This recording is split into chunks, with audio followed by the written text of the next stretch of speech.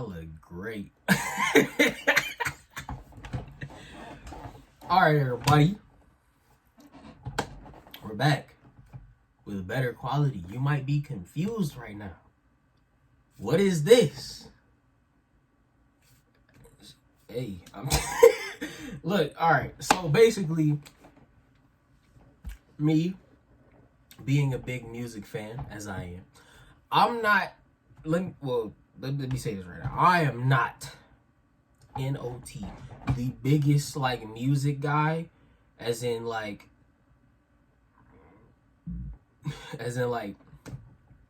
don't come up to me being like, well, what was the best pop rock? What was the best this? What was the best? Like, I don't know that. All right, I'm about to give y'all what I listen to. These are my personal, me. This is my personal best albums of the year. Not in any specific order. I don't want to like rank them. I really, half of these, like, I can't rank them in general, honestly. But like, these are just the ones I enjoyed the best this year, and a whole bunch of music came out this year. And my list ain't long for like the best albums, but like they're also not. I'm not gonna say they're the best of this year either, because they just what I like. You know what I'm saying? This is what I'm vibing with right now. And plus, I'm gonna start off with number one. Well, not the first one I'm gonna name. So I'm gonna say Scenic Drive by Khalid. Hey, I'm not gonna lie. Every time Khalid drops something, it's some heat, in my opinion. Every Khalid project that I've heard has been pure fire. And it's not like, not every song. I don't mess with every song, but it's like you got enough tracks that could just make the overall album just like it's just there. Like, you would skip a few, but then it's just real good music right there. That's real good music right there. That's what that is. Next up on my list of this year is In the Meantime by Alessia Cara. This album right here, this project is it's something crazy. I can relate to it so much, especially with songs like I Miss You, Don't Call Me, and Middle Ground, Bluebird, Box in the Ocean. It's this whole album in general is like, it's just like a big list of things that just happens in life in some states or some senses, just like in the meantime. And even on this album song Best Days, that song right there, that's some heat. That's a 10 out of 10 song in my opinion. This is a 10 out of 10 album. I've been waiting for it. Honestly, every time I get the chance to hear any like Alessia Cara anything that she's singing on, I gotta hear it, bro. You want to know how many times I've watched Moana just to hear how far I'll go at the end with the cover? Look. I personally love Alessia Cara, bro. Like, her music is just 10 out of 10. It's just 10 out of 10, all right? Moving on to our next album that I really liked this year. And I'm throwing up, I'm gonna throw up Soulfly by Rod Wave. I like that.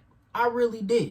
He got a tendency for like putting his pain in the music, and some of them songs, specifically two, some of them songs is just like, they're so well created, and like in my opinion, they're just so, the beats are just rich, and his voice does like mainly nothing but like compliment it. Sometimes he had the features on there, and he sampled Can You Stand the Rain. Oh my god. Next up is The House Is Burning by Rashad. I really ain't got nothing much to say about this album besides that this is like a couple of my first instances of hearing about Isaiah Rashad. I haven't really heard of him until this album, and due to the fact that I ain't really heard of him until this album, it was just like, I don't know who this is. And from me not knowing who this is to me like now going back to listen to his old stuff is just like, yo, this dude kind of crazy, like he kind of good, like he really good. And listening to The House is Burning just kind of gave me good vibes, you know what I mean? not like I can't really put it into words of how like this album like pushed me in a way, but like it's some of these songs and the beats is just hard hitting, and it's just up next is Vince Staples with the album Vince Staples. This is a bold album in my opinion, and I honestly, I'll be real with you again, I also did not know who Vince Staples was until I heard him on the Spider-Verse soundtrack, and that thing is amazing, no pun intended. But I didn't know who Vince Staples really was until, you know, like sooner, not too sooner, but like I really like this album. I feel like it's up there with the rest of them, and like it just felt like a real good body of work in my opinion. It felt like it was well created, well crafted, and I felt that it was, you know, it was something really good. And I also really like that one song off of there. Which song is it? Cause that song fire. Hold up, it's Take Me Home. Take Me Home is fire. Take Me Home off of this album. Take Me Home, and then after Take Me Home ends, it just comes in with Lil Fade. But the next album up there that I favorite in 2021 is You See For Yourself by IDK, or was known as JIDK, but now it's IDK. I'm gonna be real with you. I only heard of this man IDK because of a video that was kind of clowning him. But I honestly, it was an XXL video. I'm pretty sure a whole bunch of people seen it. But like XXL video of him, like he just got brought up and then moved right past him. And actually listening to this man's music is something like, he actually has a lot of talent. That's what I will say. I 100% laughed at the joke that man made in that video, but going from that to like actually listening to his music and giving him a chance in my library was just crazy. I downloaded this, I got the album, I downloaded it, and I got it, and I was like, so I got the album. I got the album, and I was just like, okay, I'm gonna listen to this, and maybe it's something, maybe it's not. We'll see. And this album, I'm not gonna lie, it kind of blew me away in a way that like I didn't think it would. I thought it would have been another just generic type like rap album, and I didn't think that it would be anything like special until I actually heard it, and then I was like, oh my gosh. Especially like I mentioned on this album was the song Puerto Rico. Dude, that song right there, that you just gotta hear it in order to, you know, mess with it. But that song right there is fire. Next album we got is Last Year Was Weird Volume 3 by Tkay Maidza, and I'm not gonna lie, I'm hurt that this series of Last Year Was Weird is over, and I still think Last Year Was Weird 2 is the best out of the 3, but Last Year Was Weird 3 had like it just had like a whole different mood to it halfway. Like it had like, you know how you ever listen to an artist and see how they gradually, like how they graduate via album, like how they graduate through their music, like how they better their flow or better their style. It's like she had 3 whole different waves for like these things. And it was, the first one was just like, it was like down here. The second one went straight to the top, and then the third one just kind of like flew in the middle a little bit. So it had the hype, and it also had the chill. Like it was fire. It was just a compilation of pure fire music. And my favorite song off of there is like, I can't even talk. My favorite song off of there is High Beams. High Beams is fire. I love listening to like hype music, like jumping music that's always up. So like I was sitting there, I'm listening to it, and I'm just like, man, I had to re-listen to the whole album, and I was just like, yeah, this is fire. This is fire right here. This is fire. And honestly, Last Year Was Weird 3 was really good. I still think Last Year Was Weird 2 was the best one. Next album is Pretty One. One that I don't think I really need to mention is Call Me If You Get Lost. Now I know, well, Tyler, you all know who made it. Well, I know like this album has gotten a lot of praise, and even though it's deserved, like it just shows that this man Tyler is just, he's just nowhere but up. Like he's going nowhere but up at this point. Like since Flower Boy to Igor to now this, and he is just climbing. It's good to see artists like him and other people too, like just thrive. And like the fact that he's just doing it, and he's also like leaving a message that anybody, you know what I'm saying, like, not that anybody, but like practically anybody, he's just like, do your thing. That's what he did. He's just doing his thing. Just do what you gotta do. Do what you want to do. Make your dreams your dreams. That's what that was like the message I've seen from like the interviews from like the Call Me If You Get Lost album. I think that's a really good message, honestly. But we gonna keep it moving. So we gonna move on to the next album. New name. The next album on this list is Surface's Pacifico. Now, I recently got into Surfaces. Not by Sunday Best, like a bunch of other people probably did. But I got into Surfaces this year, and I had heard the Outside interlude, I think that's what it's called, with the saxophone on it, and that blew me away. And I started like listening, like I started like more vibing with them. And even though like it gave me a little bit of a like Khalid vibe with some of the songs, I still like Khalid, but Surfaces give me like that beach chilling, looking at the night sky journey type. Like they give me that, like Khalid gives you that night drive in a old Mustang, just cruising with the top down, just looking at the stars, not even caring about the road. But like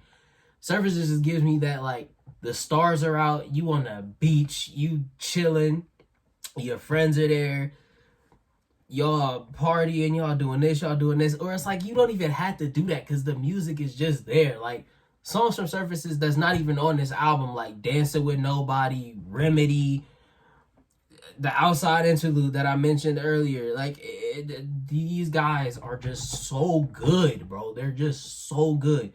And the fact that they drop just heat. Another album coming up to the end of my list right now is Ready Is Always Too Late by, I don't want to say her name wrong, Sinead Harnett.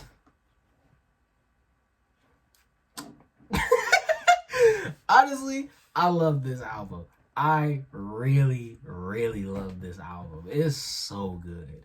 It's like love songs, and then it's just flowy. The whole album you can play it straight through. Like you could fall asleep to this, you could fall in love to this, you could make love to this. We are coming into the end of the list. Now I also want to mention Silk Sonic. I think that album is really good. Now I wanted to leave this album out, mainly because it focuses on one theme. And even though a lot of these albums on this list focus on one thing, and Silk Sonic got the respect that it deserves somewhat to like an extent, and even though like it has one of these sounds that feels just shiny, like it's just you soaring through the stars on this album, especially at the end with Blast Off. And you in romance will leave the door open, and then smoking out the window is heartbreak, but it's also like you get what you deserve.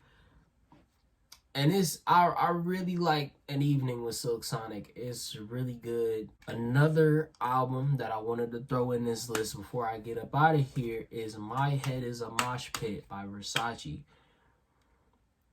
I personally really liked this album when it first came out. And the reason why I really liked this album when it first came out is because it was a journey. It was like a story, sort of.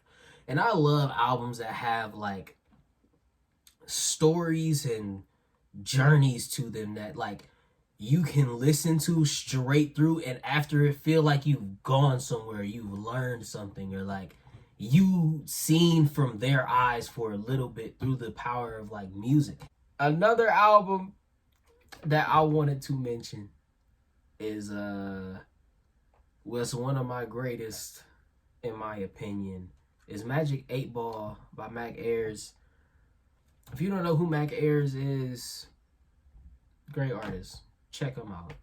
He's great. The last album on this list is the Juicebox by Emotional Oranges. This album is 10 out of 10, and in my opinion, Emotional Oranges is a great duo. Now, the reason I love these two people are because they make vibe music. Like, it's just two people, they just singing and they just having fun. And the Juicebox brought in a bunch of features, from Kiana Ledé to Child to again Big Pig, Tkay, and I'm pretty sure Tkay is on this. Is Tkay on this? Tkay isn't on this. I'm stupid. I'm dumb. But from Child to Big Pig, Becky G, Vince Staples, Kiana Ledé, I really love the Juicebox and the Juice Volume 1 and the Juice Volume 2.